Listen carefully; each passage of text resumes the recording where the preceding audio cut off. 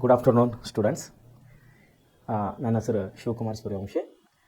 ನಾನು ಸಮಾಜ ಪಾಠ ಒಂದು ಅಧ್ಯಯನ ಮಾಡಿಸ್ಲಿಕ್ಕೆ ಬಂದಿದ್ದೆ ನಿಮಗೆ. ಇತಿಹಾಸ ಪಾಠದಲ್ಲಿ ಇತಿಹಾಸಕ್ಕೆ ನಾವು ಮುಗಿಸಿ ಇವಾಗ ನಾವು ರಾಜ್ಯಶಾಸ್ತ್ರಕ್ಕೆ ಬಂದಿದ್ದೇವೆ.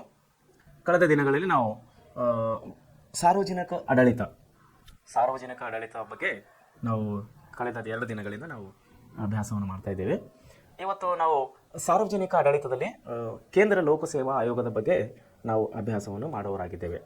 ಕೇಂದ್ರ ಲೋಕಸೇವಾ ಆಯೋಗ ಇದರ ಬಗ್ಗೆ ನಾವು ಇವತ್ತು ಅಭ್ಯಾಸ ಮಾಡುವವರಾಗಿದ್ದೇವೆ. ವಿಶೇಷವಾಗಿ ಮಕ್ಕಳೇ ನಿಮಗೆ ಹೇಳಬೇಕಂದ್ರೆ ಪ್ರೆಸೆಂಟ್ ಕ್ಲಾಸ್ನಿಂದ ಕೊಡುವಂಥ ಪ್ರತಿಯೊಂದು ವಿಷಯಗಳು, ಪ್ರತಿಯೊಂದು ಪಾಠಗಳು ನಿಮಗೆ ತುಂಬ ಅತಿ ಮುಖ್ಯವಾಗಿದೆ ಅಂತ ನಾನು ಇನ್ನೊಂದು ಸಾರಿ ಹೇಳೋಕ್ಕೆ ಇಷ್ಟಪಡ್ತಿದ್ದೇನೆ. ಯಾಕಂದರೆ ನಮ್ಮ ಸಂಸ್ಥೆಯ ಮುಖ್ಯಸ್ಥರು ಅಂದರೆ ಪ್ರೆಸೆಂಟ್ ಕ್ಲಾಸಸ್ನ ಮುಖ್ಯಸ್ಥರು ಹಾಗೂ ಎಲ್ಲ ಸಿಬ್ಬಂದಿ ವರ್ಗದವರು ನಿಮ್ಮ ಮುಂದಿನ ಒಂದು ಜೀವನದ ಉದ್ದೇಶ ಈಡೇರಿಸಲಿಕ್ಕೆ ಹಾಗೂ ನಿಮ್ಮ ಮುಂದಿನ ಶಿಕ್ಷಣದ ಅಭಿವೃದ್ಧಿಗಾಗಿ ನಮ್ಮ ಸಂಸ್ಥೆಯ ಮುಖ್ಯಸ್ಥರು ಮತ್ತು ನಾವು ನಿಮ್ಮ ಸಲುವಾಗಿ ನಾವು ತುಂಬ ಪರಿಶ್ರಮವನ್ನು ಪಡ್ತಾ ಇದ್ದೇವೆ. ವಿಶೇಷವಾಗಿ ಗ್ರಾಮೀಣ ಭಾಗದ ಮಕ್ಕಳಿಗಾಗಿ ಮತ್ತು ಸರ್ಕಾರಿ ಶಾಲೆಯಲ್ಲಿ ಓದುತ್ತಿರುವ ಮಕ್ಕಳಿಗಾಗಿ ಇದೊಂದು ಹೊಸ ಒಂದು ಯೋಜನೆಯನ್ನು ನಮ್ಮ ಸಂಸ್ಥೆಯವರು ರೂಪಿಸಿದ್ದಾರೆ. ಸೊ ಮಕ್ಕಳೇ, ಇದರ ಉಪಯೋಗಗಳನ್ನು ತಾವು ತೆಗೆದುಕೊಳ್ಬೇಕು, ಒಳ್ಳೆ ರೀತಿಯಲ್ಲಿ ತಾವು ಅಭ್ಯಾಸ ಮಾಡಬೇಕಂತ ಹೇಳಿ ನಾನು ಇನ್ನೊಂದು ಸಾರಿ ನಿಮ್ಮನ್ನು ಕೇಳಿಕೊಳ್ತೀನಿ. ಸೊ ಈಗ ನಾವು ಲೋಕಸೇವಾ ಆಯೋಗಕ್ಕೆ ಬರುವಾಗ ಇದನ್ನು ಇಂಗ್ಲೀಷ್ನಲ್ಲಿ UPSC ಅಂತ ಹೇಳ್ತಾರೆ. ಇಲ್ಲಿ ನೋಡಿ ಕೊಟ್ಟಿದ್ದಾರೆ, UPSC ಅಂದರೆ ಯೂನಿಯನ್ ಪಬ್ಲಿಕ್ ಸರ್ವಿಸ್ ಕಮಿಷನ್ ಅಂತೇಳಿ ಇದರ ಅರ್ಥ ಆಗ್ತದೆ ಇಂಗ್ಲೀಷ್ನಲ್ಲಿ. ಕನ್ನಡದಲ್ಲಿ ನಾವು ಬಂದರೆ ಕೇಂದ್ರ ಲೋಕಸೇವಾ ಆಯೋಗ ಅಂಥೇಳಿ ನಾವು ಕರಿತೀವಿ. ಕೇಂದ್ರ ಲೋಕಸೇವಾ ಆಯೋಗದ ಏನು ಕೆಲಸ ಅಂದರೆ, ಕೇಂದ್ರ ಸರ್ಕಾರ ಅಂದರೆ ನಮ್ಮ ದೇಶದಲ್ಲಿ ಇವಾಗ 2 ಸರ್ಕಾರಗಳಿವೆ, ಒಂದು ಕೇಂದ್ರ ಸರ್ಕಾರ, ಇನ್ನೊಂದು ರಾಜ್ಯ ಸರ್ಕಾರ. ಕೇಂದ್ರ ಸರ್ಕಾರಕ್ಕೆ ಸಂಬಂಧಪಟ್ಟಂತಹ ಇಲಾಖೆಗಳಲ್ಲಿ ನೌಕರನು ಅಂದರೆ ಕೆಲಸಗಾರರನ್ನು ನೇಮಕ ಮಾಡಿಕೊಳ್ಳುವುದು ಮತ್ತು ಅವರಿಗೆ ತರಬೇತಿಯನ್ನು ಕೊಡುವುದು ಮತ್ತು ದೇಶ ಸೇವೆಗೆ ಅವರನ್ನು ಪ್ರೇರೇಪಿಸಿಕೊಳ್ಳುವುದು, ಇದು ಕೇಂದ್ರ ಲೋಕಸೇವಾ ಆಯೋಗದ ಕೆಲಸವಾಗಿದೆ. ಪ್ರಮುಖವಾಗಿ ಅದರಲ್ಲಿ ನಾವು ಮಿಲಿಟರಿ ಅಂದರೆ ನಮ್ಮ ಸೇನೆ ಬಗ್ಗೆ ನಾವು ಮಾತಾಡೋರಾಗಿದ್ದೇವೆ. ಸೇನೆ ವಿಶೇಷವಾಗಿ ನಮ್ಮ ಕೇಂದ್ರ ಸರ್ಕಾರದಲ್ಲೇ ಬರುವಂಥ ಪ್ರಮುಖ ಖಾತೆಗಳು ಅಂದರೆ ಪ್ರಮುಖ ಇಲಾಖೆಗಳು, ವಿಶೇಷವಾಗಿ ಅದರಲ್ಲಿ ಅಂಚೆ ಇಲಾಖೆ ಬರುತ್ತದೆ, ಆಮೇಲೆ ವಿಮಾನಯಾನ ಬರುತ್ತದೆ, ಆಮೇಲೆ ಟೆಲಿಕಮ್ಯುನಿಕೇಷನ್ ಅಂದರೆ ದೂರ ಸಂಪರ್ಕ ಇಲಾಖೆ ಬರುತ್ತದೆ, ಆಮೇಲೆ ಸೈನ್ಯ ಅಂದರೆ ಮಿಲಿಟರಿ 3 ಸೈನ್ಯಗಳು, ನಮ್ಮ ಭೂದಳ, ವಾಯುದಳ ಮತ್ತು ನೌಕಾದಳ ಅಂದರೆ ರಕ್ಷಣೆ ವಿಷಯವಾಗಿ ಬಂದಾಗ ನಮ್ಮ 3 ಸೈನ್ಯಗಳು ಅದರಲ್ಲಿ ಬರುತ್ತವೆ. ಆಮೇಲೆ ಬಂದು ಲೋಕಸೇವಾ ಆಯೋಗ ಸಾರ್ವಜನಿಕ ಇಲಾಖೆಗೆ ಬಂದಾಗ ನಾವು IAS ಅಂತ ಬರ್ತದೆ, ಇಂಡಿಯನ್ ಅಡ್ಮಿನಿಸ್ಟ್ರೇಷನ್ ಸರ್ವಿಸ್. ಇವಾಗ ನಮ್ಮ ಜಿಲ್ಲಾಧಿಕಾರಿ ಮಟ್ಟದಲ್ಲಿ ನಡೆಯುವಂಥ ಅವು ಪರೀಕ್ಷೆಗಳು. ಆಮೇಲೆ IPS ಬರ್ತದೆ, ಆಮೇಲೆ IAFS ಅಂತ ಬರ್ತದೆ. ಹೀಗೆ ಅನೇಕ ರೀತಿ ನಾವು ದೊಡ್ಡ ಮಟ್ಟದಲ್ಲಿ ಅಂದರೆ ಹೈ ಲೆವೆಲ್ ಅಂತ ಕರಿತೇವೆ ನಾವು. ಅಂದರೆ ದೊಡ್ಡ ಪ್ರಮಾಣದಲ್ಲಿ ಏನು ಇಲಾಖೆಗಳಿವೆ, ಆ ಇಲಾಖೆಗಳಲ್ಲಿ ಎಲ್ಲ ನೇಮಕಾತಿಗಳು UPSC ಮೂಲಕ ನಡೆಯುತ್ತದೆ. UPSC ಅಂದರೆ ಯೂನಿಯನ್ ಪಬ್ಲಿಕ್ ಸರ್ವಿಸ್ ಕಮಿಷನ್, ಅದನ್ನು ನಾವು ಕನ್ನಡದಲ್ಲಿ ಕೇಂದ್ರ ಲೋಕಸೇವಾ ಆಯೋಗ ಅಂತೇಳಿ ನಾವು ಕರಿತೀವಿ. ಓಕೆ, ಅದರಲ್ಲಿ ವಿಶೇಷವಾಗಿ ಏನೇನು ಬರ್ತಾವೆ ಅಂತ ನೋಡಿ. ಕೇಂದ್ರ ಲೋಕಸೇವಾ ಆಯೋಗವು ಸಂವಿಧಾನದ ವಿಧಿ 315ನೇ ವಿಧಿಯ ಪ್ರಕಾರ ನಮ್ಮ ಭಾರತ ದೇಶದ ಸಂವಿಧಾನ ಅಂದರೆ ನಮ್ಮ ದೇಶ ಯಾವ ಒಂದು ಆಡಳಿತವನ್ನು ನಡೆಸಬೇಕಾದ್ರೆ ಯಾವುದರ ಮೂಲಕ ನಮ್ಮ ದೇಶವನ್ನು ಆಡಳಿತ ನಡೀತಾ ಇದೆ, ಸಂವಿಧಾನ ಮೂಲಕವಾಗಿ ನಮ್ಮ ದೇಶದ ಆಡಳಿತವನ್ನು ನಡೀತಾ ಇದೆ. ಆ ಸಂವಿಧಾನದಲ್ಲಿ ವಿಶೇಷವಾಗಿ ಎಲ್ಲ ವಿಷಯಗಳನ್ನು ಕೂಲಂಕುಷವಾಗಿ ಸವಿವರವಾಗಿ ಬರೆಯಲಾಗಿದೆ. ಯಾವ ಇಲಾಖೆ ಏನು ಮಾಡಬೇಕು, ಹೇಗೆ ನಡೀಬೇಕಂತ ಹೇಳಿ ಅದ್ರ ಬಗ್ಗೆ ನಾವು ಇಂಡಿಯನ್ ಕಾನ್ಸ್ಟಿಟ್ಯೂಷನ್ ಮುಂದೆ ನಾವು ಭಾರತೀಯ ಸಂವಿಧಾನವನ್ನು ತಮಗೆ ಅಧ್ಯಾಯಕ್ಕೆ ಬಂದಾಗ ನಾನು ಎಲ್ಲ ನಿಮಗೆ ಸವಿವರವಾಗಿ ತಿಳಿಸ್ಕೊಡ್ತಿದ್ದೇನೆ. ಇವಾಗ ನಮಗೆ ಒಂದು ಲೈನ್ ಬಂದಿದೆ, ಏನು ಬಂದಿದೆ ಅಂದರೆ ವಿಷಯ ಬಂದಿದ್ದಾರೆ, ಕೇಂದ್ರ ಲೋಕಸೇವಾ ಆಯೋಗವು ಯಾವುದರ ಒಂದು ಆಧಾರದ ಮೇಲೆ ರಚನೆ ಆಗಿದೆ ಎಂಬಂಥ ಅಂಶವನ್ನು ಇಲ್ಲಿ ನಾವು ಕಾಣ್ತಾ ಇದ್ದೀವಿ. ನೋಡ್ರಿ, ಕೇಂದ್ರ ಲೋಕಸೇವಾ ಆಯೋಗವು ಸಂವಿಧಾನದ ವಿಧಿ 315ರ ಅಡಿಯಲ್ಲಿ ಸ್ಥಾಪಿತವಾಗಿರುವ ಸಂವಿಧಾನಾತ್ಮಕ ಸಂಸ್ಥೆಯಾಗಿದೆ. ನೋಡಿ, ಸಂವಿಧಾನಾತ್ಮಕ ಸಂಸ್ಥೆಯಾಗಿದೆ ಅಂದರೆ ಇದಕ್ಕೆ ಸಂವಿಧಾನನ ಅಂದರೆ ಕಾನೂನಿನ ರಕ್ಷಣೆ, ಕಾನೂನಿನ ಚೌಕಟ್ಟಿನಲ್ಲಿ ಕೆಲಸ ಮಾಡ್ತಾ ಇರುತ್ತದೆ ಕೇಂದ್ರ ಲೋಕಸೇವಾ ಆಯೋಗ. ಈ ಆಯೋಗದಲ್ಲಿ ಒಬ್ಬರು ಅಧ್ಯಕ್ಷರು ಮತ್ತು 10 ಜನ ಸದಸ್ಯರು ಇರುತ್ತಾರೆ. ನೋಡಿ, ಒಬ್ಬರು ಅಧ್ಯಕ್ಷರು ಇರ್ತಾರೆ, ಇನ್ನು 10 ಜನ ಸದಸ್ಯರುಗಳಿರ್ತವೆ. ಈ ಅಧ್ಯಕ್ಷರು ಮತ್ತು ಸದಸ್ಯರನ್ನು ಇವರುಗಳನ್ನು ರಾಷ್ಟ್ರಾಧ್ಯಕ್ಷರು ನೇಮಕ ಮಾಡುತ್ತಾರೆ. ರಾಷ್ಟ್ರಾಧ್ಯಕ್ಷರು ನೇಮಕ ಮಾಡುತ್ತಾರೆ. ಸದಸ್ಯರುಗಳ ಅವಧಿಯು ನೇಮಕವಾದ ದಿನದಿಂದ 6 ವರ್ಷ. ಸದಸ್ಯರು ಇವರಷ್ಟೇ 6 ವರ್ಷ ಅಥವಾ ಅವರ ವಯಸ್ಸಿನ 65 ವರ್ಷಗಳವರೆಗೆ ಇವರ ಅಧಿಕಾರವನ್ನು ಇರುತ್ತದೆ. ಯಾರ್ದು? ಸದಸ್ಯರು. ನೇಮಕವಾದ ದಿನದಿಂದ 6 ವರ್ಷ ಅಧಿಕಾರದಲ್ಲಿರ್ತಾರೆ. ಇಲ್ಲ ಅಂದರೆ ಅವರ ವಯಸ್ಸು 65 ಆಗುವವರೆಗೆ ಅವರು ಅಧಿಕಾರದಲ್ಲಿ ಇರುತ್ತಾರೆ. ಯಾರು? ಸದಸ್ಯರು. ಮುಂದೆ ವಯೋಮಾನ, ಇವುಗಳಲ್ಲಿ ಯಾವುದು ಮೊದಲು ಆಗುತ್ತದೋ ಅದನ್ನು ಪರಿಗಣನೆ ಮಾಡಲಾಗುತ್ತದೆ. ಇವೆರಡರಲ್ಲಿ ಅಂದರೆ 6 ವರ್ಷನೋ ಅಥವಾ 65 ವರ್ಷನೋ, ಇದರಲ್ಲಿ ಯಾವುದನ್ನು ಮೊದಲು ಆಗುತ್ತದೋ, 65 ವರ್ಷ ಆದರೆ ಮೊದಲು ಮನೆ ಕಳಿಸ್ತಾರೆ, ಇಲ್ಲ 6 ವರ್ಷ ಆದರೆ ಮೊದಲು ಮನೆ ಕಳಿಸ್ತಾರೆ. ಸೊ ಅವರ ಅಧಿಕಾರ ಅವಧಿಯನ್ನು ಈ ರೀತಿ ವಿಂಗಡಣೆ ಮಾಡಲಾಗಿದೆ. ಯಾವುದು ಮೊದಲಾಗುತ್ತೋ ಅದನ್ನು ಪರಿಗಣಿಸಿ ಅದನ್ನು ತೀರ್ಮಾನ ಕೈಗೊಳ್ಳುತ್ತಾರೆ. ಅವಧಿ ಅಂತ್ಯಗೊಳಿಸಲಾಗುತ್ತದೆ. ರಾಷ್ಟ್ರೀಯ ಅಧ್ಯಕ್ಷರು ಕೇಂದ್ರ ಲೋಕ ಸೇವಾ ಆಯೋಗದ ಅಧ್ಯಕ್ಷರು ಮತ್ತು ಸದಸ್ಯರುಗಳು ಸಾಬೀತಾದ ದುರ್ನಡತೆ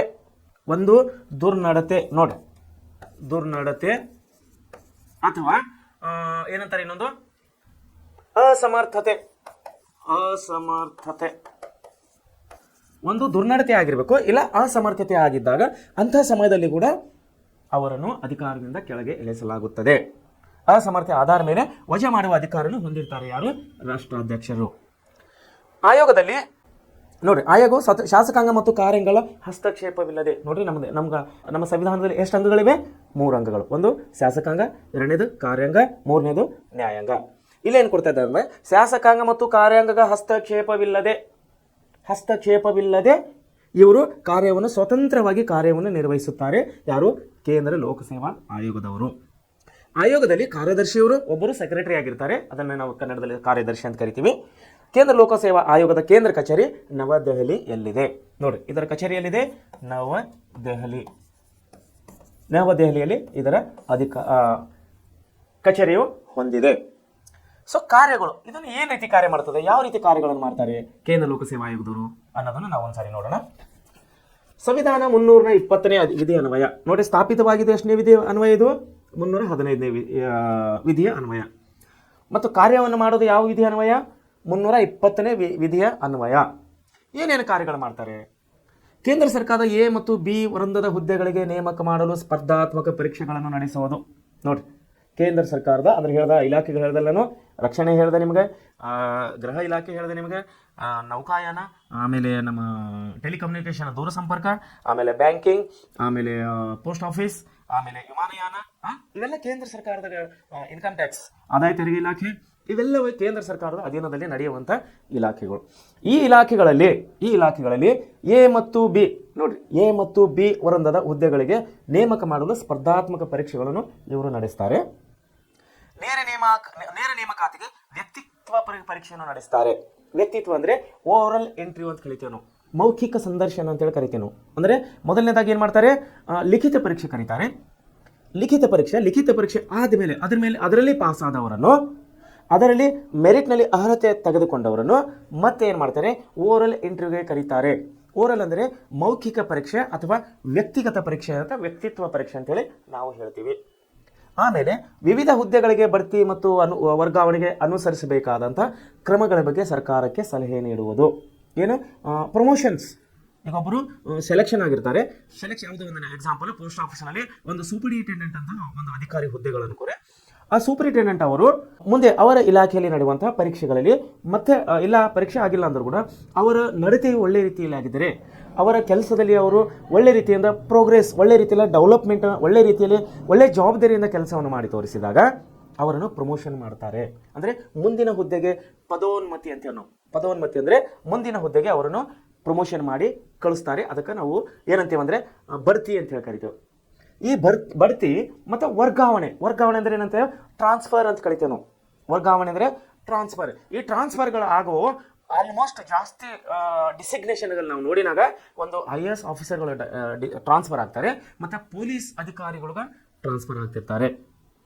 ಈ ಪೊಲೀಸ್ ಅಧಿಕಾರಿಗಳು ಮತ್ತು IAS ಆಫೀಸರ್ಗಳು ಯಾಕೆ ಟ್ರಾನ್ಸ್ಫರ್ ಆಗ್ತಾರೆ ಅಂದರೆ, ಒಂದು ಏನಂದರೆ ಅವರ ಇಲಾಖೆಯಲ್ಲಿ ಅಥವಾ ಅವರ ಒಂದು ಅಧಿಕಾರದ ವ್ಯಾಪ್ತಿಯಲ್ಲಿ ಏನಾದರೂ ಅಧಿಕಾರ ಲೋಪ ಅಥವಾ ಕಾನೂನು ಮತ್ತು ಸುವ್ಯವಸ್ಥೆ ಕಾಪಾಡುವಲ್ಲಿ ಆ ಅಧಿಕಾರಿ ವಿಫಲರಾದರೆ ದಂಗೆಗಳನ್ನು ಕಾಪಾಡುವಲ್ಲಿ ಹತ್ತಿಕ್ಕುವಲ್ಲಿ ವಿಫಲರಾದರೆ, ಅಥವಾ ಡೆವಲಪ್ಮೆಂಟ್ ಸರ್ಕಾರದ ಯೋಜನೆಗಳನ್ನು ಜಾರಿಗೆ ತರುವಲ್ಲಿ ವಿಫಲರಾದರೆ, ಅಥವಾ ಇನ್ನಿತರ ಕೆಲವೊಂದು ಅವರ ಒಂದು ಕಾರಣಗಳಿಂದ ಅವರನ್ನು ವರ್ಗಾವಣೆ ಮಾಡಲಾಗುತ್ತದೆ.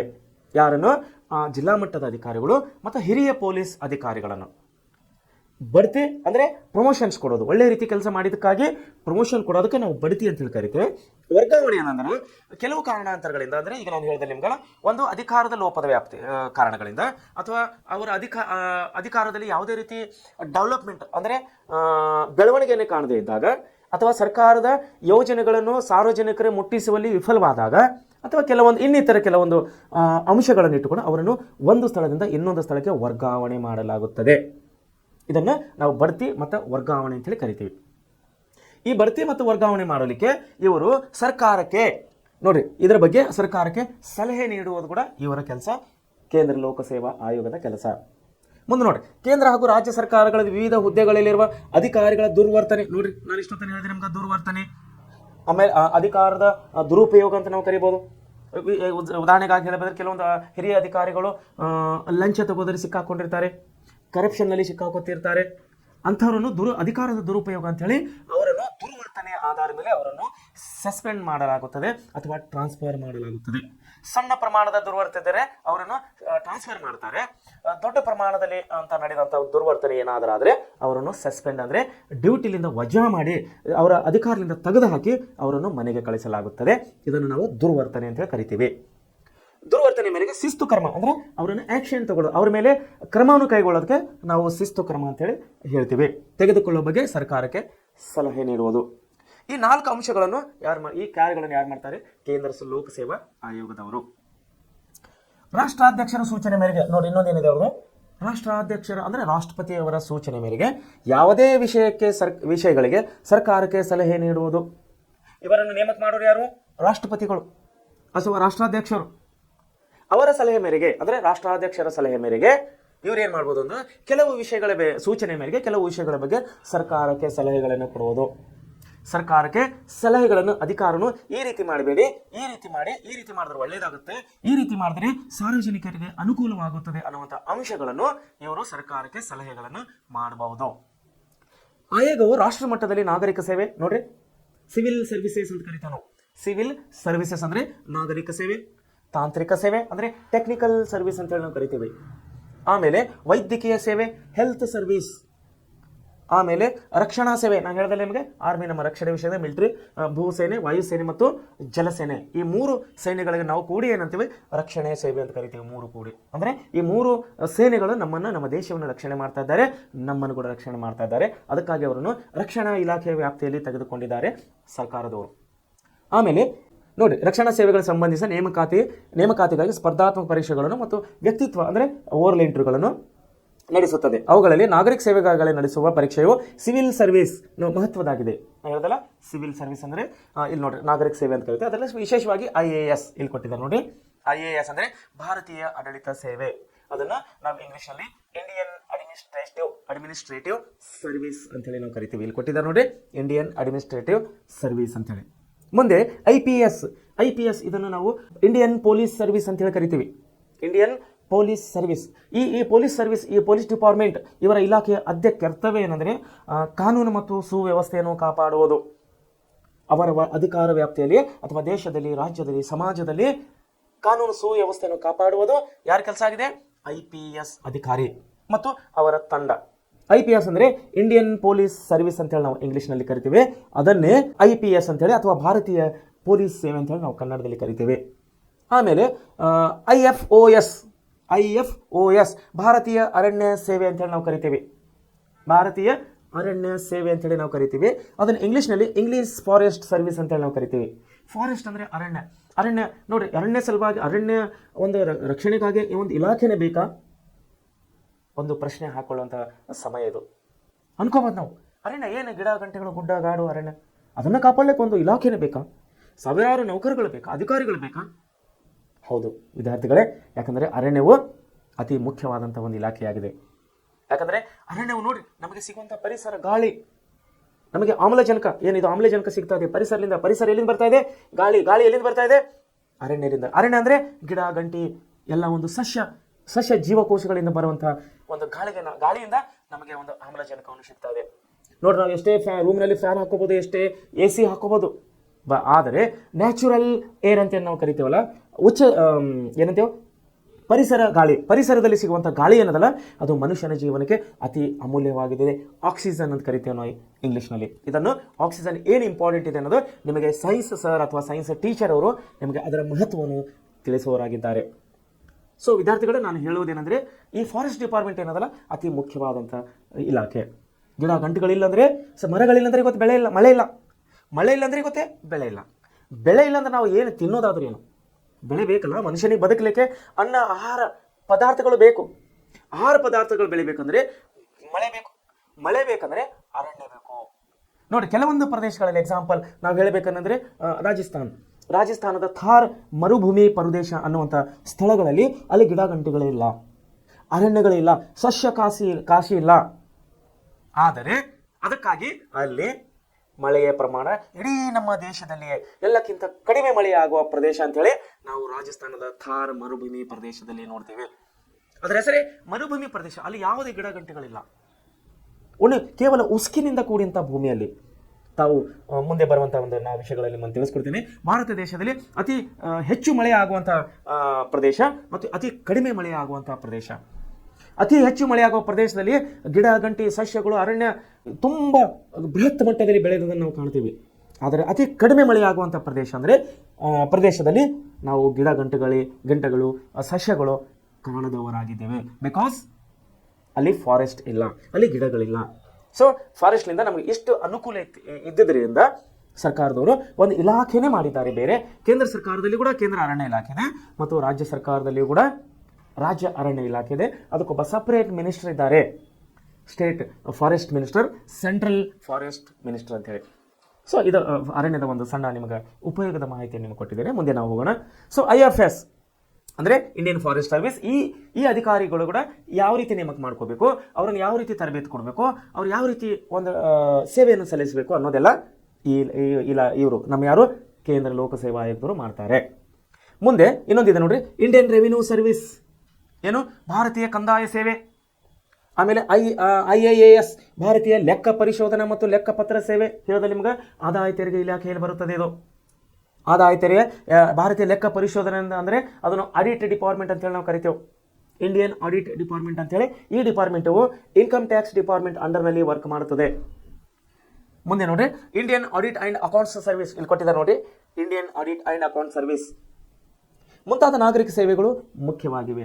ಇನ್ನು ಸುಮಾರು ಹಲವು ಇಲಾಖೆಗಳಿವೆ, ಅದರಲ್ಲಿ ಇವು 5-6 ಇಲಾಖೆಗಳು ಅತಿ ಮುಖ್ಯ ರೂಪದಲ್ಲಿ ಕೂಡಿವೆ. ಈ ಮೇಲ್ಕಂಡ ಸೇವೆಗಳ ನೇಮಕಾತಿಗಾಗಿ ನಡೆಸಲ್ಪಡುವ ಪರೀಕ್ಷೆಗಳು 3 ಹಂತದಲ್ಲಿ ಒಳಗೊಂಡಿರುತ್ತದೆ. ಈ ಮೇಲ್ಕಂಡಂತಹ ನಾವೇನು ಇಲಾಖೆಗಳು ನೋಡಿದೀವಲ್ಲ, ಆ ಇಲಾಖೆಗಳಲ್ಲಿ ನಾವು ಅಧಿಕಾರಿಯಾಗಿ ಸೇವೆ ಸಲ್ಲಿಸಬೇಕು. ಅಧಿಕಾರಿಯಾಗಿ ನಾವು ನೇಮಕ ಆಗಬೇಕಂದ್ರೆ ಅದರಲ್ಲಿ 3 ತರಹದ ಪರೀಕ್ಷೆಗಳನ್ನು ಅವರು ನಡೆಸ್ತಾರೆ.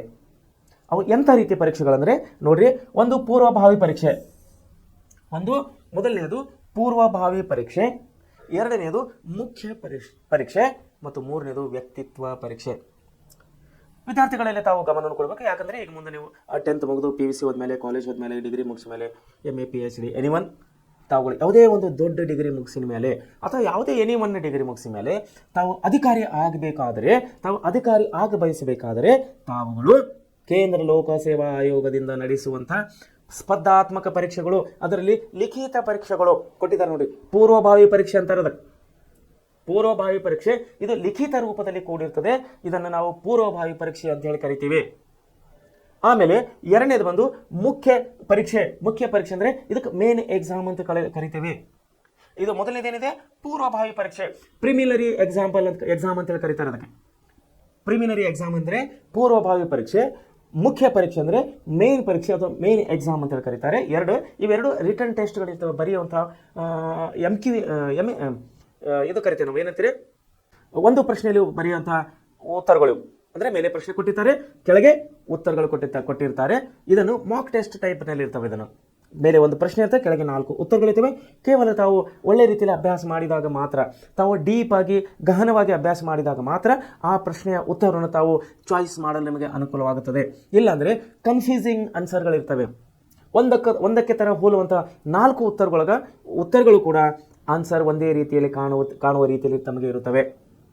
ಪರೀಕ್ಷೆ ಕ್ವಶನ್ ಒಂದೇ ಇರುತ್ತೆ, ಪ್ರಶ್ನೆ ಇರೋದು ಒಂದೇ, ಉತ್ತರಗಳು 4 ಕೊಟ್ಟಿರ್ತಾರೆ. ಇದಕ್ಕೆ MCQ ಅಂತ ಹೇಳಿ ನಾವು ಕರಿತೇವೆ. MCQ ಪ್ರಶ್ನೆಗಳನ್ನು ಸ್ಪರ್ಧಾತ್ಮಕ ಪರೀಕ್ಷೆಗಳಲ್ಲಿ ತಾವು ಲಿಖಿತವಾಗಿ ಪ್ರಿಮಿನರಿ ಎಕ್ಸಾಮ್ ಮತ್ತು ಮೇನ್ ಎಕ್ಸಾಮ್ ಇವೆರಡು, ಪ್ರಿಮಿನರಿ ಪಾಸ್ ಆದವರಿಗೆ ಮಾತ್ರ ಮೇನ್ ಎಕ್ಸಾಮ್ನಲ್ಲಿ ಅವಕಾಶ ಕೊಡ್ತಾರೆ. ಪ್ರಿಮಿನರಿ ಎಕ್ಸಾಮ್ನಲ್ಲಿ ತಾವು ಪಾಸ್ ಆಗಿಲ್ಲ ಅಂದರೆ ಮೇನ್ ಎಕ್ಸಾಮ್ನಲ್ಲಿ ತಮಗೆ ಪ್ರವೇಶ ಕೊಡೋದಿಲ್ಲ, ಅವಕಾಶ ಕೊಡೋದಿಲ್ಲ. ಆಮೇಲೆ ಮೇನ್ ಎಕ್ಸಾಮ್ನಲ್ಲಿ ರಿಟರ್ನ್ ಎಕ್ಸಾಮ್ನಲ್ಲಿ ತಾವು ಪಾಸ್ ಆದಾಗ ತಮಗೆ ಇನ್ನೊಂದು ಪರೀಕ್ಷೆ ಇರ್ತದೆ, ಅದು ವ್ಯಕ್ತಿ ಪರೀಕ್ಷೆ ಅಥವಾ ಸಂದರ್ಶನ ಅಂತ ಹೇಳಿ ನಾವು ಕರಿತೀವಿ. ಇದನ್ನೇ ಇಂಗ್ಲಿಷ್ನಲ್ಲಿ ಓರಲ್ ಟೆಸ್ಟ್ ಅಂತ ಹೇಳಿ ನಾವು ಕರಿತೀವಿ. 2 ರಿಟರ್ನ್ ಟೆಸ್ಟ್ ಆದಮೇಲೆ 1 ಓರಲ್ ಟೆಸ್ಟ್ ಬರ್ತದೆ. ಮೊದಲನೇ ರಿಟರ್ನ್ ಟೆಸ್ಟ್ ಪಾಸ್ ಆದವರು 2ನೇ ರಿಟರ್ನ್ ಟೆಸ್ಟ್, 2ನೇ ರಿಟರ್ನ್ ಟೆಸ್ಟ್ ಪಾಸ್ ಆದವರು ಕೊನೆ ಹಂತವಾಗಿ ಓರಲ್ ಟೆಸ್ಟ್ಗೆ ಬರ್ತಾರೆ. ಈ ಓರಲ್ ಟೆಸ್ಟ್ನಲ್ಲಿ ಮೌಖಿಕವಾದಂತಹ ಪ್ರಶ್ನೆಗಳನ್ನು ತಮ್ಮನ್ನು ಕೇಳ್ತಾರೆ. ಇದರಲ್ಲಿ ತಾವು ಪಾಸ್ ಆದರೆ ತಾವು ಸಂಬಂಧಪಟ್ಟಂತಹ ಅಧಿಕಾರದ ಹುದ್ದೆಗೆ ಹೋಗುತ್ತೀರಿ. ಸೊ ಇದನ್ನ 3 ರೀತಿಯಲ್ಲಿ ಪರೀಕ್ಷೆ ನಡೆಸಿ ಅಧಿಕಾರದ ಇವರು ಕೊಡುವವರಾಗಿದ್ದಾರೆ, ಕೇಂದ್ರ ಲೋಕಸೇವಾ ಆಯೋಗದವರು. ಇನ್ನೊಂದಿದೆ ಏನಂದ್ರೆ ರಾಜ್ಯ ಲೋಕಸೇವಾ ಆಯೋಗ ಅಂತ ಹೇಳಿ. ನೋಡಿ, ಇನ್ನೊಂದೇನಿದೆ, ರಾಜ್ಯ ಲೋಕಸೇವಾ ಆಯೋಗ. ರಾಜ್ಯ ಲೋಕಸೇವಾ ಆಯೋಗ. ನೋಡಿ, ನಾವು ಇಷ್ಟೊತ್ತನ ಏನ್ ನೋಡಿದ್ವಿ ಅಂದ್ರೆ ಕೇಂದ್ರ ಲೋಕಸೇವಾ ಆಯೋಗ ಅಂದ್ರೆ ಕೇಂದ್ರ ಸರ್ಕಾರದ ಅಧೀನದಲ್ಲಿ ನಡೆಯುವಂತಹ ಇಲಾಖೆಗಳ ಜವಾಬ್ದಾರಿಗಳನ್ನು ತೆಗೆದುಕೊಳ್ಳುವುದು ಕೇಂದ್ರ ಲೋಕಸೇವಾ ಆಯೋಗ. ಅದು ಕೇಂದ್ರ ಲೋಕಸೇವಾ ಆಯೋಗವು ಸಂವಿಧಾನದ 315ನೇ ವಿಧಿಯ ಪ್ರಕಾರ ಅದು ಸ್ಥಾಪಿಸಲಾಗಿದೆ. ಅಲ್ಲಿ ರಾಷ್ಟ್ರಾಧ್ಯಕ್ಷರು ಅಂದ್ರೆ ರಾಷ್ಟ್ರಪತಿಯವರ ನಿರ್ದೇಶನದ ಮೇರೆಗೆ ಆ ಇಲಾಖೆ ಅಂದ್ರೆ ಕೇಂದ್ರ ಲೋಕಸೇವಾ ಆಯೋಗವು ಕೆಲಸ ಮಾಡುತ್ತದೆ. ಈಗ ನಾವು ರಾಜ್ಯ ಲೋಕಸೇವಾ ಆಯೋಗಕ್ಕೆ ಬರುವಾಗ ಇದು ಕೂಡ ಸಂವಿಧಾನದ 315ನೇ ವಿಧಿ ಪ್ರಕಾರ ರಚಿಸಲಾದಂತಹ ಒಂದು ಇಲಾಖೆ. ನೋಡಿ, ಸಂವಿಧಾನ 315ನೇ ವಿಧಿ ಅನ್ವಯ ಕೇಂದ್ರದಲ್ಲಿ ಲೋಕಸೇವಾ ಆಯೋಗವಿರುವಂತೆ ರಾಜ್ಯಗಳಲ್ಲಿ ಲೋಕಸೇವಾ ಆಯೋಗವು ಅಸ್ತಿತ್ವದಲ್ಲಿದೆ. ಇವೆ ಸಂವಿಧಾನಾತ್ಮಕ ಸಂಸ್ಥೆಗಳಾಗಿದ್ದಾವೆ. ಹಾಗೆ ಎರಡಕ್ಕಿಂತ ಹೆಚ್ಚು ರಾಜ್ಯಗಳಿಗೆ ಜಂಟಿ ಲೋಕಸೇವಾ ಆಯೋಗಗಳ ರಚನೆಗೂ JSPSC joint state public service commission ಅವಕಾಶವಿದೆ.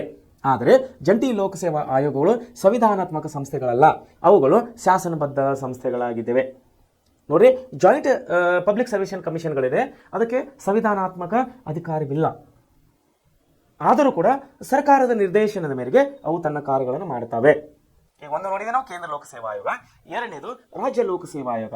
ಇವೆರಡು ಕೂಡ ಸಂವಿಧಾನದ 315ನೇ ವಿಧಿಯ ಪ್ರಕಾರ ತನ್ನ ಕಾರ್ಯವನ್ನು ತಾವು ಮಾಡ್ತಾ ಇರ್ತಾರೆ.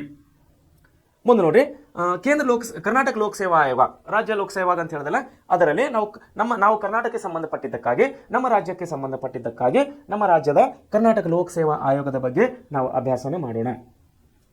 ಸಂವಿಧಾನದ 315ನೇ ವಿಧಿಯ ಅಡಿಯಲ್ಲಿ ಕರ್ನಾಟಕ ಲೋಕಸೇವಾ ಆಯೋಗವು ಮೇ 18, 1951 ಸ್ಥಾಪಿಸಲ್ಪಟ್ಟಿತ್ತು. ಮೇ 18, 1951 ಇದನ್ನು ಸ್ಥಾಪಿಸಲಾಗಿತ್ತು. ಈ ಆಯೋಗವು ಪ್ರಸ್ತುತ ಒಬ್ಬ ಅಧ್ಯಕ್ಷರು ಮತ್ತು 15 ಜನ ಸದಸ್ಯರನ್ನು ಒಳಗೊಂಡಿದೆ. ಒಂದು ಅಧ್ಯಕ್ಷರು ಮತ್ತು 15 ಜನ ಸದಸ್ಯರುಗಳ ಒಳಗೊಂಡಿದೆ. ಇವರ ಅಧಿಕಾರವು ಸೇಮ್ ಕಂಟಿನ್ಯೂ, ಎಲ್ಲಿ ನಾವು ಕೇಂದ್ರ ಲೋಕಸೇವಾ ಆಯೋಗದಲ್ಲಿ ಏನು ಕರಿತೀವಲ್ಲ, ಸೇಮ್ 6 ವರ್ಷ, 6 ವರ್ಷ, ಮತ್ತು ಅವರ ವಯಸ್ಸು 62ನೇ ವರ್ಷಕ್ಕೆ ಸಂಬಂಧಪಟ್ಟ ಹಾಗೆ ಕಾಣುವವರಾಗಿದ್ದೇವೆ. ಇವುಗಳಲ್ಲಿ ಯಾವುದು ಮೊದಲಾಗುತ್ತದೋ ಅದನ್ನು ಪರಿಗಣಿಸಿ ಸದಸ್ಯತ್ವ ಅವಧಿಯನ್ನು ಅಂತ್ಯಗೊಳಿಸಲಾಗುತ್ತದೆ. ಈ ಆಯೋಗವು ಕೇಂದ್ರ ಕಚೇರಿಯು ಬೆಂಗಳೂರಿನಲ್ಲಿದೆ, ನಮ್ಮ ಬೆಂಗಳೂರಿನಲ್ಲಿ ಇದೆ. ಹಾಗೂ ಅದರ ಪ್ರಾದೇಶಿಕ ಕಚೇರಿಗಳು ನಾವು ಮೈಸೂರಿನಲ್ಲಿ ಒಂದು ಕಾಣುವವರಾಗಿದ್ದೇವೆ, ಬೆಳಗಾವಿನಲ್ಲಿ ಒಂದು ಕಾಣುವವರಾಗಿದ್ದೇವೆ, ಕಲಬುರಗಿ ಮತ್ತು ಶಿವಮೊಗ್ಗಗಳಲ್ಲಿ ಕೂಡ ಇವರ ಪ್ರಾದೇಶಿಕ ಕಚೇರಿಗಳು ಕಾರ್ಯನಿರ್ವಹಿಸ್ತಾ ಇದ್ದಾವೆ. ಈ ಆಯೋಗದ ದೈನಂದಿನ ಆಡಳಿತಾತ್ಮಕ ಕಾರ್ಯನಿರ್ವಹಣೆಯ ಉಸ್ತುವಾರಿಗಾಗಿ ಕಾರ್ಯದರ್ಶಿಯವರೇ ಆಗಿದ್ದಾರೆ. ಪರೀಕ್ಷಾ ಕಾರ್ಯಗಳ ನಿರ್ವಹಣೆಗಾಗಿ ಪರೀಕ್ಷಾ ಇವರು ನಿಯಂತ್ರಣದಲ್ಲಿ ಇರ್ತಾರೆ. ಸೊ ಇವರೇನು ಕೆಲಸ ಮಾಡ್ತಾರೆ? ಇಷ್ಟೊತ್ತನ ನಾವು ನೋಡಿದ್ದು ಕೇಂದ್ರ ಸರ್ಕಾರ ಅಧಿಕಾರದವರು, ಕೇಂದ್ರ ಲೋಕಸೇವಾ ಆಯೋಗದವರು ಯಾವ ರೀತಿ ಕೆಲಸ ಮಾಡ್ತಾರೆ ಅನ್ನೋದು ನಾವು ನೋಡಿದ್ವಿ. ಈಗ ಸೇಮ್ ಅದೇ ಒಂದು ದಾರಿಯಲ್ಲಿ ರಾಜ್ಯ ಲೋಕಸೇವಾ ಆಯೋಗದವರು ಯಾವ ರೀತಿ ಕೆಲಸ ನಿರ್ವಹಿಸ್ತಾರೆ. ರಾಜ್ಯ ಸರ್ಕಾರಿ ಸೇವೆಗೆ ಪತ್ರಾಂಕಿತ ಅಂದ್ರೆ ಕ್ಲಾಸ್ 1 A ಕ್ಲಾಸ್ ಆಫೀಸರ್ ಅಂತ ಹೇಳಿ ನಾವು ಕರಿತೇವೆ. ಇದನ್ನು ಪತ್ರಾಂಕಿತ ಅಧಿಕಾರಿಗಳಂತೇಳಿ ನಾವು ಕರಿತೇವೆ. ಸ್ಪರ್ಧಾತ್ಮಕ ಪರೀಕ್ಷೆಗೆ ಹಾಗೂ ವ್ಯಕ್ತಿತ್ವ ಪರೀಕ್ಷೆ ಮೂಲಕ, ಸ್ಪರ್ಧಾತ್ಮಕ ಅಂದ್ರೆ ರಿಟರ್ನ್ ಟೆಸ್ಟ್ ಅಂದ್ರೆ ಲಿಖಿತ ಪರೀಕ್ಷೆ ಅಂತ ಕರಿತೇವೆ. ಇನ್ನೊಂದು ವ್ಯಕ್ತಿತ್ವ ಪರೀಕ್ಷೆ ಅಂದ್ರೆ ನಾವು ಮುಂಚೆ ನೋಡಿದ ಹಾಗೆ ಓರಲ್ ಟೆಸ್ಟ್ ಅನ್ನು ಇಲ್ಲಿ ಇದರ ಓರಲ್ ಟೆಸ್ಟ್ ಮತ್ತು ರಿಟರ್ನ್ ಟೆಸ್ಟ್ ಮೂಲಕವಾಗಿ ಇವರು ಅಧಿಕಾರಿಗಳನ್ನು ಸೆಲೆಕ್ಷನ್ ಅಥವಾ ನೇಮಕ ಮಾಡಿಕೊಳ್ಳುತ್ತಾರೆ. ಸ್ಪರ್ಧಾತ್ಮಕ ಪರೀಕ್ಷೆಗಳ ಮೂಲಕ ನಿಯಮಾನುಸಾರ ಮಾಡುವುದು, ಅಂದರೆ ಸರ್ಕಾರದ ನಿಯಮಗಳ ಅನುಸಾರವಾಗಿ ಇವರು ನೇಮಕವನ್ನು ಮಾಡಿಕೊಳ್ಳುತ್ತಾರೆ. ಉದಾಹರಣೆಗೆ ಉಪ ವಿಭಾಗಾಧಿಕಾರಿ, ಆರಕ್ಷಕ ಉಪಾಧೀಕ್ಷಕರು. ನೋಡಿ, ಉಪ ವಿಭಾಗಾಧಿಕಾರಿ ಅಂದರೆ ಜಿಲ್ಲಾಧಿಕಾರಿಗಳ ಸಹಾಯಕವಾಗಿ ಕೆಲಸ ಮಾಡುವಂತಹ ಉಪ ವಿಭಾಗಾಧಿಕಾರಿಗಳು. ಆರಕ್ಷಕ ಉಪಾಧೀಕ್ಷಕರು ಪೊಲೀಸ್ ಇಲಾಖೆಯಲ್ಲಿ ಇರುವಂತಹ ಉನ್ನತ ಅಧಿಕಾರಿ ಇದು. ಆಮೇಲೆ ತಹಸೀಲ್ದಾರರು, ಪ್ರಥಮ ದರ್ಜೆ ಸಹಾಯಕರು, ಅಬಕಾರಿ, ಉಪನಿರೀಕ್ಷಕರು ಇತ್ಯಾದಿ ಹುದ್ದೆಗಳು. ಅಂದರೆ class A1, class B, class A1, class B ಏನು ಬರ್ತಾವಲ್ಲ, ಅದಕ್ಕೆ ನಾವು ಉನ್ನತ ಮಟ್ಟದ ಹುದ್ದೆಗಳು ಅಂತೇಳಿ ಕರಿತೇವೆ. ಕೆಲವು ಹುದ್ದೆಗಳಿಗೆ ನೇಮಕಗೊಳ್ಳುವ ಅಭ್ಯರ್ಥಿಗಳ ವ್ಯಕ್ತಿತ್ವ ಪರೀಕ್ಷೆಗಳನ್ನು ನಡೆಸ್ತಾರೆ. ಸರ್ಕಾರಿ ನೌಕರರಿಗೆ ವರ್ಷಕ್ಕೆ 2 ಬಾರಿ ಇಲಾಖಾ ಪರೀಕ್ಷೆಗಳು ನಡೆಸಿರುವುದು ಡಿಪಾರ್ಟ್ಮೆಂಟಲ್ ಎಕ್ಸಾಮ್ಸ್ ಅಂತ ಕರಿತಾ ಅನ್ನೋದು.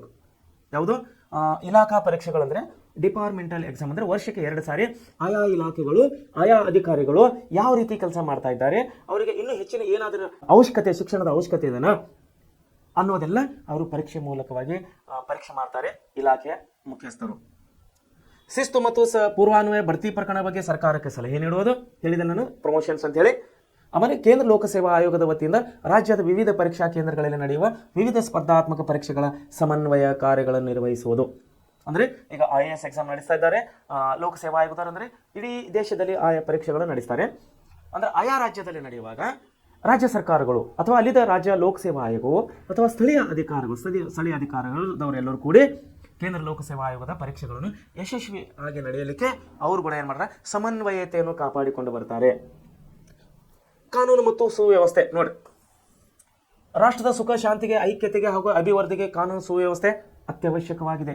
ನಾ ಮುಂಚೆ ಕೂಡ ಹೇಳಿದ್ದೆ ನಿಮಗೆ, ಇದು ಕಾನೂನು ಸುವ್ಯವಸ್ಥೆಯನ್ನು ಕಾಪಾಡುವುದು ನಮ್ಮ ರಾಜ್ಯದ ದೃಷ್ಟಿಯಿಂದ, ದೇಶದ ದೃಷ್ಟಿಯಿಂದ ಮತ್ತು ಸಮಾಜದ ದೃಷ್ಟಿಯಿಂದ ಕಾನೂನು ಮತ್ತು ಸುವ್ಯವಸ್ಥೆ ಕಾಪಾಡುವುದು ಅತಿ ಮುಖ್ಯವಾದಂಥ ಅಂಶವಾಗಿದೆ.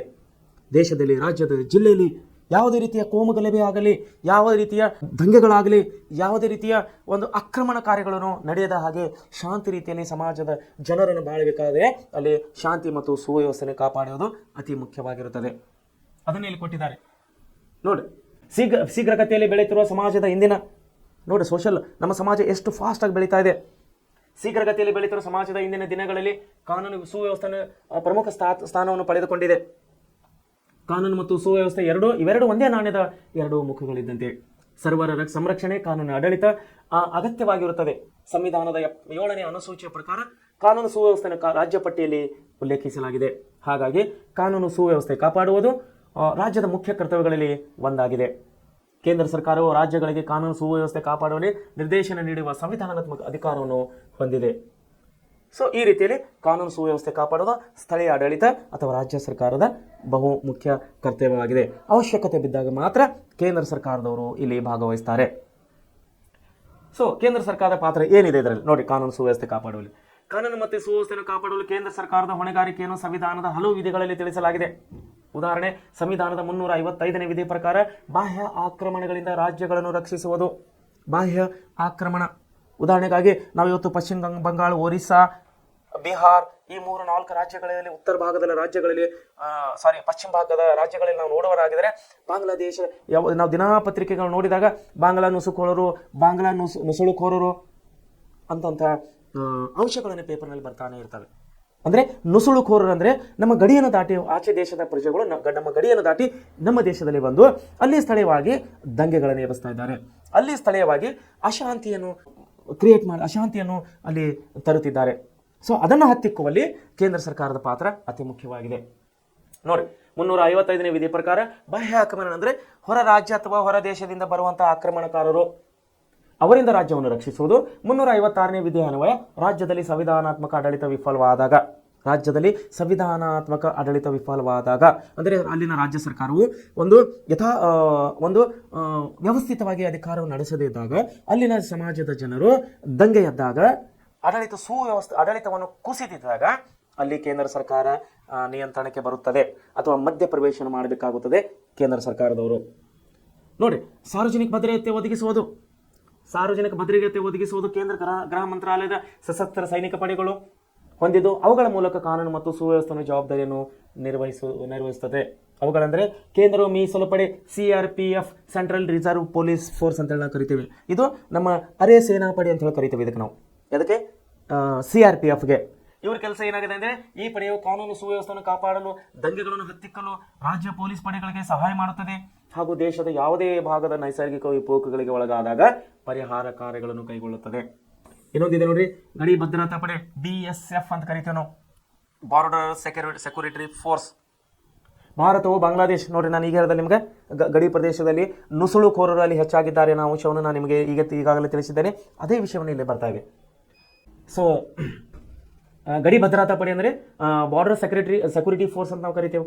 ಭಾರತವು ಬಾಂಗ್ಲಾದೇಶ ಮತ್ತು ಪಾಕಿಸ್ತಾನ ದೇಶಗಳೊಂದಿಗೆ ಹೊಂದಿರುವ ಗಡಿಯನ್ನು ರಕ್ಷಿಸುವುದರೊಂದಿಗೆ ಈ ಗಡಿ ಭಾಗಗಳಲ್ಲಿ ಸಂಭವಿಸುವ ಅಪರಾಧ ಕೃತ್ಯಗಳನ್ನು ತಡೆಗಟ್ಟುವುದಕ್ಕಾಗಿ ಈ ಗಡಿ ಭದ್ರತಾ ಪಡೆಯನ್ನು ರಚಿಸಲಾಗಿದೆ. ಸ್ಪೆಷಲಿ ಬಾಂಗ್ಲಾದೇಶ ಮತ್ತು ಪಾಕಿಸ್ತಾನ ಗಡಿ ಪ್ರದೇಶಗಳಲ್ಲಿ ಅಲ್ಲಿ ನಡೆಯುವಂತಹ ಅಕ್ರಮ ನುಸುಳುಕೋರರನ್ನು ಸದೆಬಡಿಯಲು ಈ ನಮ್ಮ ಒಂದು ಗಡಿ ಭದ್ರತಾ ಪಡೆಯನ್ನು ನಿಯೋಜಿಸಲಾಗಿದೆ.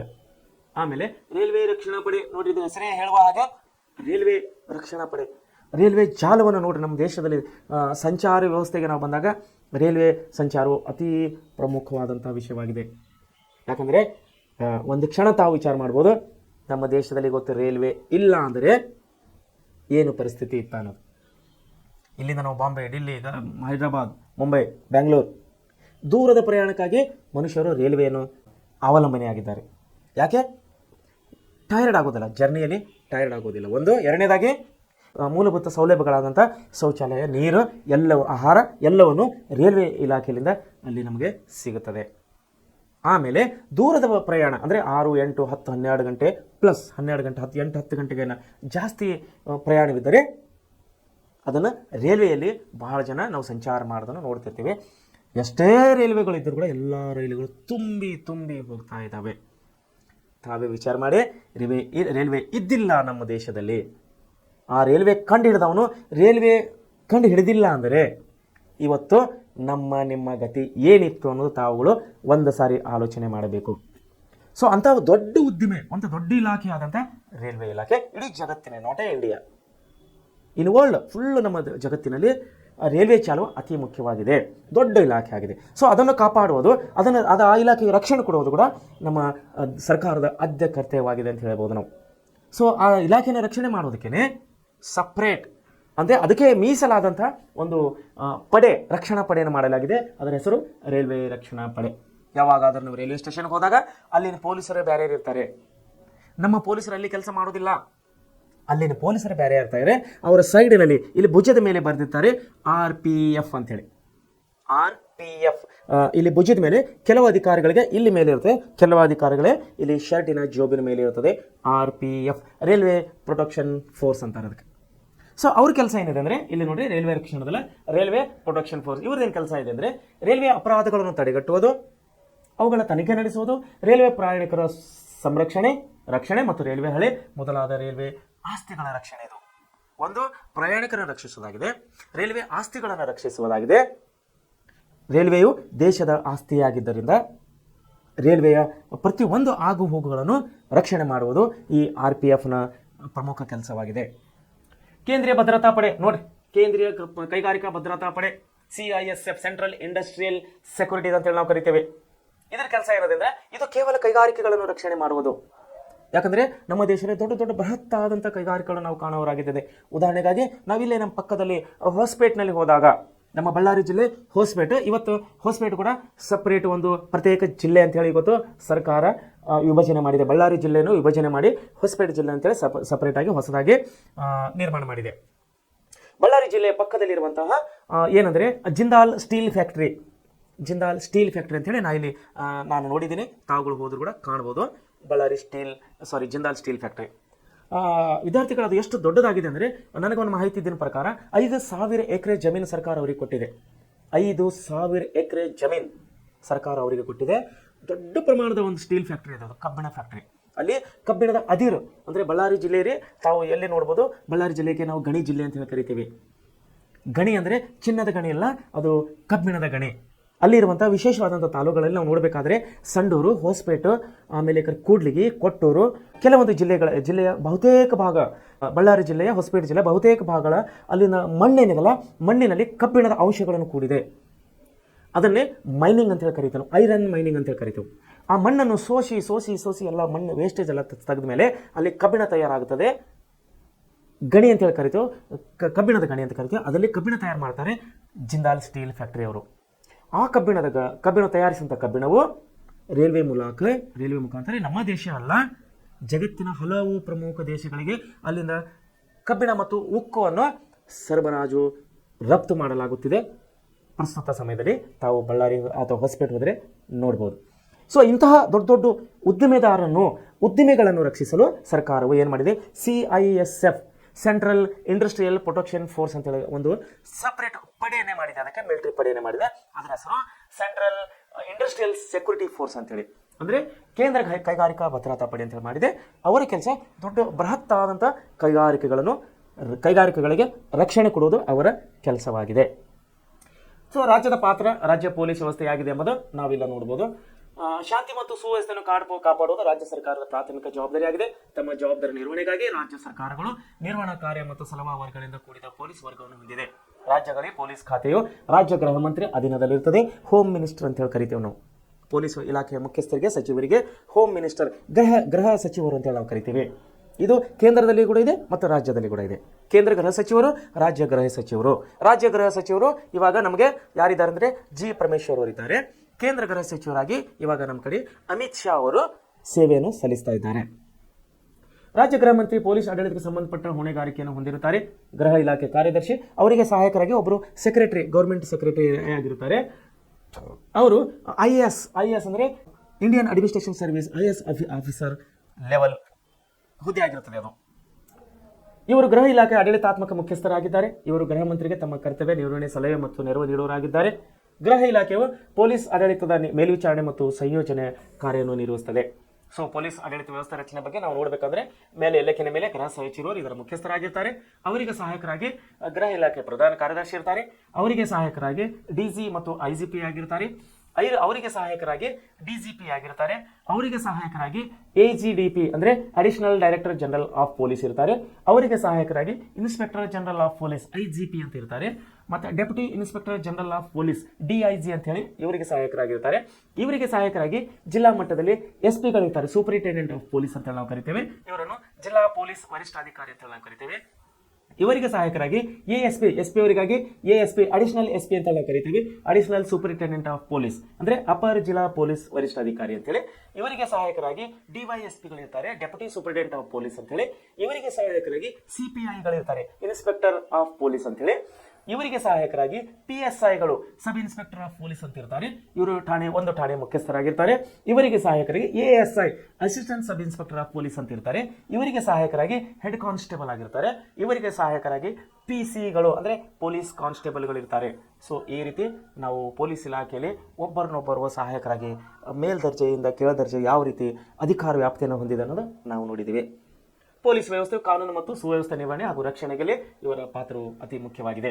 ನಿಮಗೆ ಒಂದು ವಿಷಯ ತಿಳಿದಿರಲಿ, ಏನಂದರೆ ಯಾವುದೇ ಅಹಿತಕರ ಘಟನೆಗಳು ಸಂಭವಿಸಿದಾಗ ಹತ್ತಿರದ ಪೊಲೀಸ್ ಠಾಣೆಯಲ್ಲಿ ದೂರು ನೀಡಬಹುದಾಗಿದೆ. ಇಲ್ಲಿ ದೂರು ನೀಡಿದ ನಂತರ ಪ್ರಥಮ ಮಾಹಿತಿ ವರದಿ FIR ಅನ್ನು ದಾಖಲಿಸಲಾಗುತ್ತದೆ. FIR ಅಂದರೆ ಫಸ್ಟ್ ಇನ್ಫಾರ್ಮೇಷನ್ ರಿಪೋರ್ಟ್ ಅಂತ ಹೇಳಿ. ಸೊ ನಿಮ್ಮ ಇಲಾಖೆ, ನಿಮ್ಮ ಮನೆಯ ಸುತ್ತಮುತ್ತ, ನಿಮ್ಮ ಸಮಾಜದಲ್ಲಿ, ನಿಮ್ಮ ಸುತ್ತಮುತ್ತ ಏನೇ ಅಹಿತಕರ ಘಟನೆಗಳು ನಡೆದರೆ ತಾವು ಪೊಲೀಸ್ ಸ್ಟೇಷನ್ಗೆ ಇನ್ಫಾರ್ಮ್ ಮಾಡಿದಾಗ, ನಿಮ್ಮ ಸಮೀಪದ ಪೊಲೀಸ್ ಸ್ಟೇಷನ್ಗೆ ಇನ್ಫಾರ್ಮ್ ಮಾಡಿದಾಗ ಅವರು ಮೊದಲನೇದಾಗಿ FIR ಅಂತೇಳಿ ಒಂದು ರಿಪೋರ್ಟನ್ನು ಮಾಡ್ಕೋತಾರೆ. ಅಂದರೆ ಫಸ್ಟ್ ಇನ್ಫಾರ್ಮೇಷನ್ ರಿಪೋರ್ಟ್ ಅಂತೇಳಿ. ಅದರ ಮೇಲೆ ಮುಂದೆ ಅದು ಯಾವ ಘಟನೆ ಇದೆ, ಯಾವ ರೀತಿಯಲ್ಲಿ ಅದನ್ನು ಕ್ರಮ ಕೈಗೊಳ್ಳಬೇಕು ಅನ್ನೋದು ಮೇಲಧಿಕಾರಿಗಳು ಹಂತ ಹಂತವಾಗಿ ವಿಚಾರಣೆಯನ್ನು ಮಾಡ್ತಾರೆ. ಸೊ ವಿದ್ಯಾರ್ಥಿಗಳು, ನಾವು ಕೇಂದ್ರ ಲೋಕಸೇವಾ ಆಯೋಗ, ರಾಜ್ಯ ಲೋಕಸೇವಾ ಆಯೋಗ ಮತ್ತು ರಾಜ್ಯ ಪೊಲೀಸ್ ಇಲಾಖೆಯನ್ನು ಯಾವ ರೀತಿ ಇದನ್ನು ನಾವು ಇಲ್ಲಿವರೆಗೆ ಸವಿಸ್ತಾರವಾಗಿ ನೋಡಿದ್ದೇವೆ. ವಿದ್ಯಾರ್ಥಿಗಳೇ, ಪ್ರೆಸೆಂಟ್ ಕ್ಲಾಸ್ನಿಂದ ಕೊಡುವಂಥ ಪ್ರತಿಯೊಂದು ವಿಷಯಗಳು, ವಿಶೇಷವಾಗಿ ಈ ಸಾರ್ವಜನಿಕ ಆಡಳಿತ ಲೋಕಸೇವಾ ಆಯೋಗಗಳು ತುಂಬ ಅತಿ ಮುಖ್ಯವಾಗಿದೆ. ಈ ವಿಷಯವು ನಿಮ್ಮ ಮುಂದಿನ ವಿದ್ಯಾಭ್ಯಾಸ, ಮುಂದಿನ ಜೀವನಕ್ಕೆ ಅತಿ ಮುಖ್ಯವಾದಂತಹ ವಿಷಯವಾಗಿದೆ ಅಂತ ನಾನು ಇನ್ನೊಂದು ಸಾರಿ ಹೇಳೋಕ್ಕೆ ಇಷ್ಟಪಡ್ತಾ ಇದ್ದೇನೆ. ಸೊ ಇಲ್ಲಿವರೆಗೆ ವಿವರವಾಗಿ ಪಾಠದಂತ ಹೇಳಿದ್ದೇನೆ. ತಾವು ಒಳ್ಳೆ ರೀತಿ ಅಭ್ಯಾಸ ಮಾಡಬೇಕಂತೇಳಿ ತಮಗೆ ನಾನು ಇನ್ನೊಂದು ಸಾರಿ ಕೇಳಿಕೊಳ್ಳುತ್ತೇನೆ. Thank you.